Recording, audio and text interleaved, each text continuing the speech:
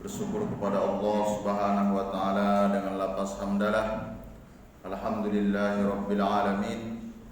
Berselawat kita kepada Rasulullah sallallahu alaihi wasallam biqaulin Allahumma shalli ala sayyidina Muhammad wa ala ali sayyidina Muhammad. Assalamu alayka ya Rasulullah. Bapak Ibu jamaah salat fardu zuhur yang dimuliakan oleh Allah Subhanahu wa taala. Kita masih melanjutkan materi yang kemarin, yaitu mengenai makna dari halal bil halal. Yang pertama yaitu memberi maaf, yang kedua meminta maaf. Ini sangat penting sekali. Kata maaf itu sendiri diambil dari akar kata bahasa Arab, yaitu afa ya'fu afwan, artinya menghapus. Jadi kalau sudah ada kata maaf, berarti itu seolah-olah tidak terlihat sama sekali. Maaf ya sudah hilang, tidak berbekas sama sekali. Nah, kemarin kita sudah sampaikan bagaimana tokoh Buya Hamka mampu memaafkan orang yang sudah mencobloskannya ke dalam penjara. Ada lagi kesabaran dari Buya Hamka yang juga mampu memaafkan lawan-lawannya. Pada saat itu sebagai orang yang sangat berpengaruh di Masumi, ada seorang tokoh, ini bisa kita sebutkan namanya Pramudia Anantatur, tokoh PKI pada saat itu. Nah, Buya Hamka selain dia orang yang digelar dengan datu, beliau juga seorang sastrawan. Banyak novelnya, beliau juga ahli tafsir, beliau juga ahli tasawuf. Tafsirnya tafsir Al-Azhar, tasawufnya ada tasawuf modern. Nah, salah satu novel yang beredar pada saat itu yang lagi booming yaitu Tenggelamnya Kapal Panderwi. Kalau kita tanya orang-orang tua kita, bagi yang sudah membaca buku ini, ketika kita baca itu, kata orang-orang tua kita itu, seolah-olah kita berada di perahu itu. Ditutup, baru kita sadar. Rupanya bukan di atas perahu. Rupanya di atas soplet. Sampai seperti itulah indahnya bahasa dari Buya Hamka, karena beliau menggunakan petatah petitih pantun yang sungguh sangat luar biasa.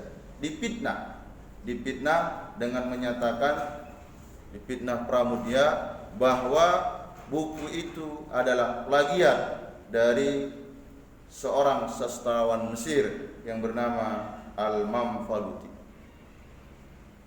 Dibunuh karakternya. Tapi apa yang dilakukan Buya Hamka? Kalau ini dilawan sama dengan bohong, diam saja. Diam. Tapi di penghujung akhir-akhir menjelang wafatnya Pramudia Anantatur ini, dia meminta maaf, tapi tak langsung. Kenapa? Mungkin masih ada egonya. Tapi bentuk maafnya itu dikirimnya anaknya yang mau menikah dengan orang yang mu'allaf. Nama anaknya itu Astuti. Nah, assalamualaikum Buya. Waalaikumsalam. Saya, dikenalkannya, saya Astuti, ini calon suami saya. Matanya sipit, orang Cina, mau masuk Islam. Saya di sini mau belajar agama. Loh, dari mana kamu tahu? Yang menyuruh saya belajar kemari yaitu ayah saya. Ayah kamu kenal sama saya? Iya kan? Siapa ayahmu? Disebutlah namanya, yaitu Pramudia Anantatur. Coba bayangkan itu. Mau Buya Hamka mengajar anak dari orang yang memfitnahnya bahwa salah satu karyanya itu copy paste. Kalau sempat datang ke saya, tak sanggup saya itu. Janganlah jumpai saya, Ustaz bisa belajar ngaji. Tidak bisa. Sakit mungkin masih hati saya. Kemana jumpain? Jumpailah Ustaz Karim. yang agak lembut. Yang lebih lembut lagi jumpai Ustaz Saiful.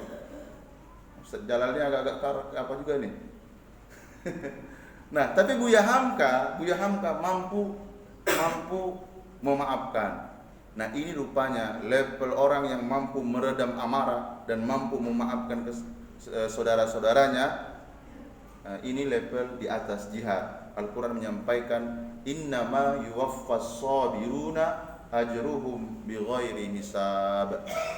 Jadi level lebih tinggi dari jihad. Jadi dari pelajaran ini bisa kita ambil bahwa memaafkan itu amat mulia. Dan sebelum kita tutup majelis ini, kita juga berdoa. Jadi masa-masa kita ini kalau kurang kuat iman, khawatir juga kita ke arah-arah paham-paham komunis ini. Bagaimana ciri paham komunis ini? Secara tidak langsung mereka ingin memisahkan agama dari negara. Agama urusan. Mudah-mudahan. Bagaimana caranya Pak Ustadz? Cara membendungnya salah satunya kita kuatkan solidaritas di antara umat Islam, gali kembali pengetahuan agama, bertukar pikiran dengan para alim ulama kita, dan tetap selalu mengupdate. Maksud mengupdate itu memperbaharui ilmu kita agar kita tidak boleh cepat menyalahkan, tidak boleh juga cepat mengatakan ini yang tidak baik. Ini mohon maaf, saya sedikit agak alergi kalau sedikit bid'ah. Kalau sedikit bid'ah. Kali ini pun sebenarnya provokasi aja ini. Provokasi agar apa? Agar umat Islam itu tak bersatu. Tapi kalau selagi dia masih Allahu Akbar, masih Fatihah juga yang dibacanya, masih lurus lagi dia jalan kemari, berarti itu adalah saudara kita.